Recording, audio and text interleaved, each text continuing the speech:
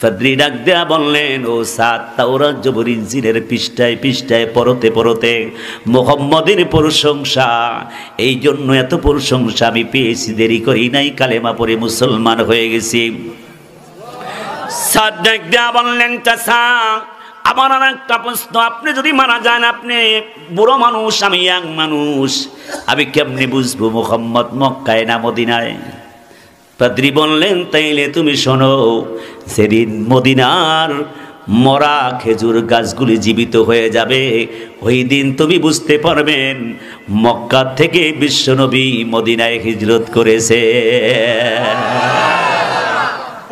আল্লাহ আমার রব, এই রবি আমার সব, সবাই আল্লাহ আমার রব, এই রবি আমার সব, দমে দমে তনু মনে তারি অনুভব, দমে।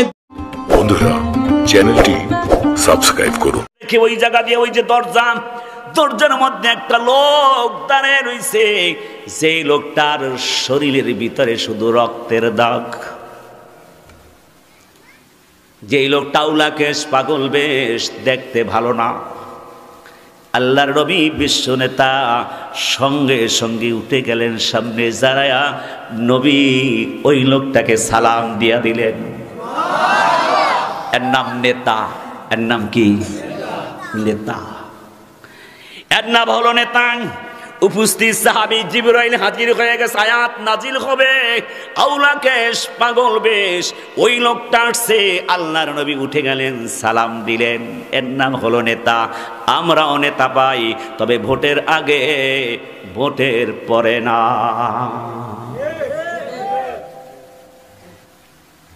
নবীজি উঠে গেলেন, জিজ্ঞেস করেন, তোমার নাম কি?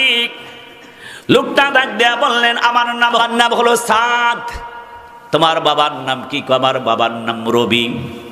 আরবের ভাষা অনুযায়ী পিতার নামের সাথে মিল করে বলানো হয় সাদ ইবনে রবি। এ যুবক, তুমি কোথায় যাইতেছো? মদিনায় আসছি। কার কাছে আসছো? নবীর সঙ্গে দেখা করতে আসছি। তুমি কি কখনো নবীকে দেখেছো? কয় না। বিশ্ব নবীকে দেখেছো? না। কেন তুমি আসছো? আল্লাহর নবী প্রশ্ন করেছেন। ইবনে রবি তিনি হলেন ওই যুবক যার বয়স হলো 24 বছর। এই মদিনা থেকে 300 কিলোমিটার দক্ষিণে, যেই দক্ষিণের ভিতরে দুই ভাই বাস করত, একজন অনেক টাকার মালিক, আর একজন হলো পাদ্রী, তাওরাত জবুর ইনজিলের মালিক, ইনজিলের গবেষক। যিনি অনেক টাকার মালিক, তার সন্তান হলো সাদ ইবনে রবি। পাদ্রী একদিন ডাক দিয়ে বলতেছে, সাদ, তুমি একটু আমার বাড়িতে এসো। গেছে, অফিসের সামনে যাও। গেল, যাই দেখে একা সাদ ঢুকে গেছে। চাচা, আপনি আসতে বলছিলেন, আমি আসছি। ও সাদ, তোমার বাবা তো কোটি কোটি, মিলিয়ন, ট্রিলিয়ন, অক্টোনিয়ন টাকার মালিক। তুমি শোনো, তোমাকে কেন আসতে বলছি তুমি কে জানো? বিশ্ব মানবতার মুক্তির শিক্ষক, বিশ্ব মানবতার মুক্তির দূত, বিশ্ব নবী এখন মক্কা নগরীতে আছেন। মদিনায় হিজরত করবেন, কালেমা পড়বা, মুসলমান হবা, বিশ্ব নবীর সঙ্গে জান্নাতে যাবা। সাদের ভিতরে প্রশ্ন জাগছে যে পাদ্রী চাচা আমাকে এই কথা বললো, বিশ্ব মানবতার শিক্ষক, আমাদের জন্য আদর্শ, তিনি এখন মক্কায় আসছে, মদিনায় আসবেন, কালেমা পড়বা, মুসলমান হবা, তারপরে নবীর সঙ্গে জান্নাতে যাইবে। তার মধ্যে দুইটা প্রশ্ন জাগছে। এক নম্বর প্রশ্ন হলো, চাচা আপনি যে আমাকে কালেমা পড়তে বললেন, আমার প্রশ্ন, আপনি কি কালেমা পড়েছেন? সুবহানাল্লাহ বলবেন না? পাদ্রী ডাক দেয়া বললেন, শোনো, তুমি কাউকে বলবে না, দেখো আশপাশে কোনো লোক আছে কিনা। পায় না। হা হা, আমি কালেমা পড়েছি, আমি কালেমা পড়ছি। পাদ্রী আবার যখন বললেন আমি কালেমা পড়ছি, সাদ ইবনে রবি ডাক দেয়া বললেন, চাচা এতক্ষণ আপনি যার কথাগুলো বললেন, এই লোকটা মুহাম্মদের কথা আপনি কেমনে এত জানলেন? পাদ্রী ডাক দেয়া বললেন, ও সাদ, তাওরাত জবর ইনজিলের পৃষ্ঠায় পৃষ্ঠায় পড়তে পড়তে মুহাম্মদের প্রশংসা, এই জন্য এত প্রশংসা আমি পেয়েছি, দেরি করি নাই, কালেমা পড়ে মুসলমান হয়ে গেছি। সাদ ডাক দেয়া বললেন, চাচা আমার আর একটা প্রশ্ন, আপনি যদি মারা যান, আপনি বুড়ো মানুষ, আমি ইয়াং মানুষ, আমি কেমনে বুঝবো মুহাম্মদ মক্কায় না মদিনায়? পাদ্রী বললেন, তাইলে তুমি শোনো, সেদিন মদিনার মরা খেজুর গাছগুলি জীবিত হয়ে যাবে, ওই দিন তুমি বুঝতে পারবেন মক্কা থেকে বিশ্বনবী মদিনায় হিজরত করেছে। মক্কা থেকে মদিনায় হিজরত করেছে, এটা বুঝবে কেমনে? যেদিন মদিনার খেজুর গাছগুলি মরা জীবিত হয়ে খেজুর ধরবে।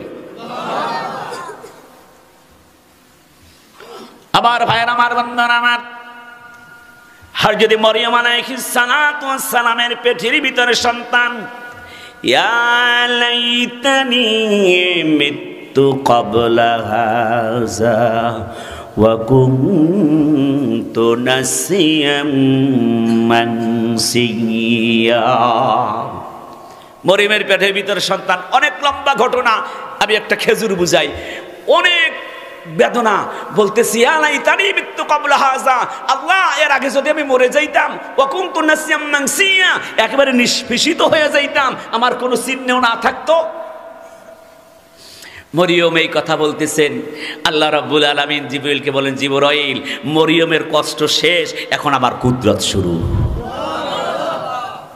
وَحُزِّي إِلَيْكِ بِجِذْعِ النَّخْلَةِ تُسَاقِطْ عَلَيْهِ رُطَبًا جَنِيًّا। হে জিবরাইল, একদা বলুন, মরিয়ম যেইখানে দাঁড়াইছে ওই দাঁড়ানো তার পিছনে একটা মরা খেজুর গাছ। ওয়াহুসি ইলাইকি বিজিসিন নাখলাতি তুসাকিত আলাইহি রুতাবান জানিয়া, মরিয়মের হাত লাগার সঙ্গে সঙ্গে ওই মরা খেজুর গাছটা জীবিত হয়েছে, জীবিত হয়ে খেজুর ধরেছে, খেজুর পেকে তার সামনে এসেছে। ফাকুলি ওয়াশরাবি ওয়া কররি আইনা, ওখান থেকে খেতে বলো, তাইলে তার ব্যথা কষ্ট যা আছে সব দূর হয়ে যাবে। মরিয়মের হাত লাগার সঙ্গে সঙ্গে বরকতে মরা খেজুর গাছ জীবিত হইয়া খেজুর হইছে, পাকছে। এটা মরিয়মের ব্যাপার। তাহলে আমার নবীর ব্যাপার কত? এই খেজুরটার নাম হলো মরিয়ম খেজুর। কি খেজুর? এই খেজুর কেজি, 1 কেজি খেজুর সৌদি আরবের টাকার 40,000 টাকা। এখন 22 দিয়ে গুণ করে দেখেন কয় হাজার টাকা হয়। আমরা খাই 600 টাকায়। কয় টাকায়? যেটা খাইতেছেন এটার নাম মরিয়ম। কেমন মরিয়ম? আপনাদের এখানে মুদি দোকান আছে না? মুদি দোকান সকালবেলা যাইয়া বলবেন, চাচা ভাতিজারাই বলবেন, ভাতিজা আমার একটা লিচু দাও। কি দেখবেন সাথে সাথে একটা প্লাস্টিকের বয়মের ভিতরে হাত দেবে, হাত দিয়ে আপনাকে একটা লিচু দেবে, ঠিক কিনা? এটার আপনি ভাঙবেন, ভাইকা মুখের ভিতরে দেবেন, দেখবেন একেবারে পুরা লিচুর ঘেরান, উপরদের নামও লেখা লিচু, ঠিক কিনা? আমরা যে 600 টাকা দিয়ে যারা খেজুর খাই ওটার নাম মরিয়ম। ওটার নাম কি? এই ওয়াহুসি ইলাইকি বিজিসিন নাখলাতি তুসাকিত আলাইহি রুতাবান মানসিয়া, এই খেজুরটা যদি একটা খেজুর কোনো ডেলিভারির পূর্বে কোনো মাকে যদি একটা খেজুর খাওয়াইয়ে দেয়, ওই মা ঘুম পড়ে যাবে, ঘুম থেকে উঠে দেখবে ডেলিভারি হয়ে গেছে। এইটা আপনাকে ব্যাংকের হাট বেছে না?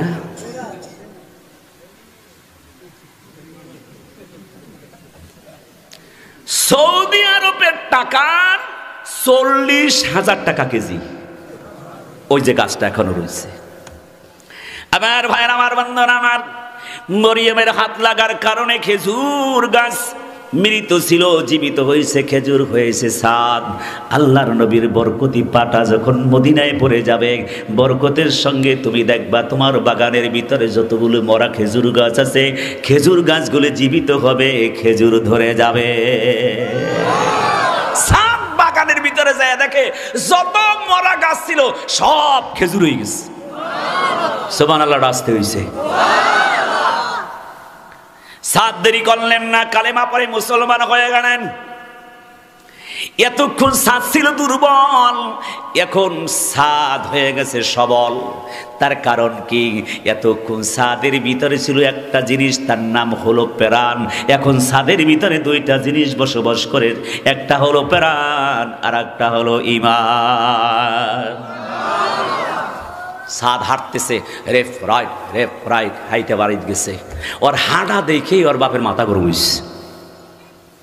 জিজ্ঞেস করলেন, সাদ তুমি এরকম হাঁটতেছ, বড় শক্তিশালী মনে করিতেছে? কয় হ্যাঁ।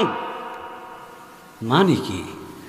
সাদ কয় বাবা তাইলে তুমি শোনো, তোমার নেতার নাম হলো আবু জাহেল, আমার নেতার নাম হলো মুহাম্মদ, তোমার ধর্মের নাম হলো তাগুত, আমার ধর্মের নাম হলো ইসলাম, তোমার বন্ধুর নাম হলো শয়তান, আমার বন্ধুর নাম হলো আল্লাহ। আল্লাহ ঘোষণা করলেন, লা ইয়াত্তাখিযিল মুমিনুনাল কাফিরিনা আউলিয়া মিন দুনিল মুমিনিন। সাদের বাবা এরকম তাকাইছে। আমি 2 মিনিটের টাইম নেই আয়াতে ঢুকে, কিরে আমার একমাত্র সন্তান, মিলিয়ন বিলিয়ন ট্রিলিয়ন অক্ট্রিলিয়ন টাকার মালিক আমি, আবু জাহেল আমার সালাম দেয় আমার টাকার পাওয়ারে। আমার কত টাকা, টাকার শেষ নাই, জনগণের টাকা চুরি কইরা আমি মদিনার মধ্যে বড় ধরি লোক। আর আমার ফুলায় কি বলতেছে?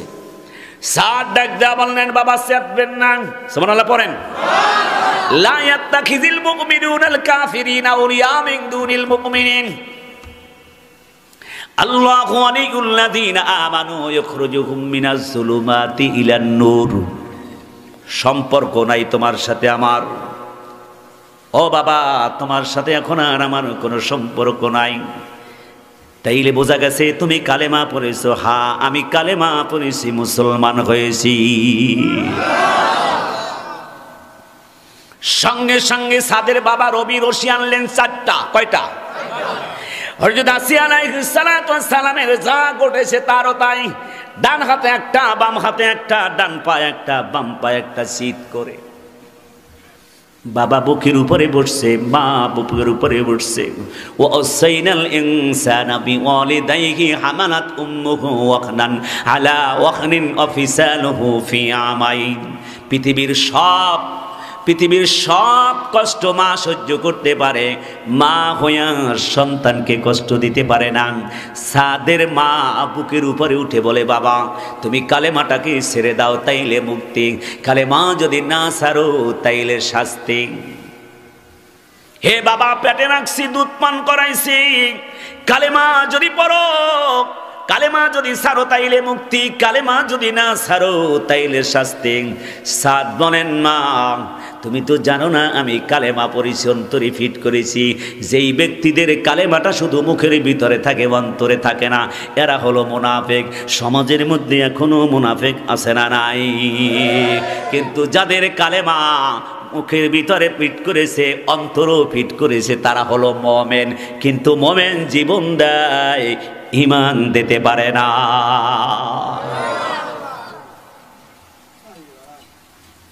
ও মা, কালেমা কি জিনিস তুমি বুঝবা না। আমি কালেমা পড়িছি, আমি বুঝি। সাদকে মারা শুরু হলো, এমন ভাবে চাবুক দিয়া আঘাত করতেছে, প্রত্যেকটা আঘাতের কারণে শরীর রক্তাক্ত হইতেছে। সাদ ডাক দেয়া বললেন, মা তুমি কষ্ট দিতে পারবা, কিন্তু কালেমা ছাড়াইতে পারবা না। পৃথিবীর ভিতরে এখনো একজন যুবক আছে, রিমান্ডের পর রিমান্ডে থাকে, কালেমা ছাড়ে না। একদিন নয়, 2 দিন নয়, 62 দিন পর্যন্ত রিমান্ডে নেওয়া হয়। রিমান্ডে জীবন দেয়, এরপরও কালেমা ছাড়ে না। এমন ইতিহাস আছে না নাই? সাদ ডাক দেয়া বললেন, মা তুমি মা হইয়া যত কষ্ট পারো দাও, না, কষ্ট হয়। রক্তাক্ত অবস্থায় আর পারতেছে না। সাদ একবার বেহুশ হয়, আর একবার হুশ হয় মুসলমান। এবার সাদের হাত পা ছেড়ে দেওয়া হলো। সাদ দৌড়াইতেছে মদিনায়, মদিনায় দৌড়াইতে দৌড়াইতে হাজির হয়ে গেছে। মনে পড়ছে আয়েশা গেটের ভিতরে দাঁড়াইছে রক্তাক্ত অবস্থায়। আল্লাহর নবী এখান থেকে উঠলেন, যাইয়া জিজ্ঞেস করলেন, তোমার নাম কি? আমার নাম সাদ। বাবার নাম কি? রবি। তোমার শরীরের ভিতরে এরকম রক্তাক্ত অবস্থা, তার কারণ কি? সাদ ডাক দেয়া বলেন, মদিনাবাসী তোমার কাছে বলবো না, আমি একটু মুহাম্মদের কাছে বলবো। কেন তুমি মুহাম্মদের কাছে বলবে? হ্যাঁ, কালিমা পড়েছি, মুসলমান হয়েছি, মুহাম্মাদের প্রেম ভালোবাসা অন্তরের মধ্যে ফিট করেছি, নেতা হিসাবে মুহাম্মদকে মেনেছি, ধর্ম হিসাবে ইসলামকে মেনেছি, রব হিসাবে আল্লাহকে মেনেছি। সেই অপরাধের কারণে আজকে আমাকে কষ্ট দেওয়া হয়েছে, রিমান্ডের ভিতরে রাখা হয়েছে, 4 হাত পাও বান্ধা হয়েছে, আমার বুকের মধ্যে উঠা হয়েছে। আমার আর কোনো দোষ ছিল না। আমি মুরগি চুরি করি নাই, আলু চুরি করি নাই, ডাল চুরি করি নাই, মানুষের কোনো খাবার চুরি করি নাই, মানুষের সম্পদ চুরি করি নাই। শুধুমাত্র ঈমান আনছি, কালেমা পড়েছি। আমি তো রবকে রব হিসাবে স্বীকার করেছি, দিনকে ইসলাম হিসাবে স্বীকার করেছি, নেতা হিসাবে আমি মুহাম্মদকে মানি, অন্য কাউকে মানি না। আমার ভাইয়ের, আমার বন্ধুর, আমার এখনো পৃথিবীর ভিতরে অনেক নজির আছে যারা নেতা হিসাবে মুহাম্মদকে মানে, রব হিসাবে আল্লাহকে মানে, দিন হিসাবে ইসলামকে মানে, তাদের উপরে নির্যাতন আছে না নাই? আমার ভাইয়ের, আমার বন্ধুর, আমার আল্লাহর নবী বললেন, শোনো, তাইলে তুমি একটু আমার দিকে আসো। সাদ একটু যখন নবীর দিকে আসলেন, নবী যখন বুকের ভিতরে দরাইয়া ধরলেন, হযরত সাদ একটু মৃদু ধাক্কা দিলেন। আল্লাহর নবী বললেন, সাদ তুমি কেন একটু মৃদু ধাক্কা আমাকে দিলেন? সাদ ডাক দেয়া বললেন, শোনো, আল্লাহ মুহাম্মদকে মুহাম্মদ না বানাইয়া যদি তোমাকে মুহাম্মদ বানাইতো বেশি ভালো হইতো। কেন? এই জন্যে আমি বাড়ি ছাড়ছি, ঘর ছাড়ছি, আমি সব কিছু ছেড়ে দিয়েছি, আমার শরীর রক্তাক্ত করেছি, আমার বুকের ভিতর জ্বলন্ত আগুন। তোমার বুকটার সঙ্গে যখন আমার বুকটা লেগে গেছে, আমার জ্বলন্ত হৃদয়টা শীতল হয়ে গেছে। নবীজি ডাক দেয়া বললেন, সাদ তুমি যার বুকের ভিতরে, এরই সাধারণ মানুষ নয়, তিনি হলেন মুহাম্মদ। আসো, তুমি আসো। বসাইলেন। এখন মানুষ হয়েছে কয়জন? নবী ব্যতীত 6 জন। জিবরিল আমিন আসলেন, মনে আছে? গুছাই নিয়ে আসছি। জিবরিল আমিন আসলেন, এসে বললেন, ইয়া রাসূলুল্লাহ, মুস্কি হাসি, মুস্কি হাসি দিয়ালিস, ইয়া রাসূলুল্লাহ সাল্লাল্লাহু আলাইহি ওয়াসাল্লাম, আপনার সামনে যারা বসা, এখন কেউ লড়তে পারবেন না, সবাই সোজা হন। সোজান সোজান, গেটি গটি সোজা করেন, মাথা সোজা করেন। এই দেখেন কেমনি হয়। ইয়া রাসূলুল্লাহ, আপনি শুনুন, নবী হে, ও নবী, মক্কা নগরীতে একটা যুদ্ধ ফড়ন হইছে, একটা দল হইছে।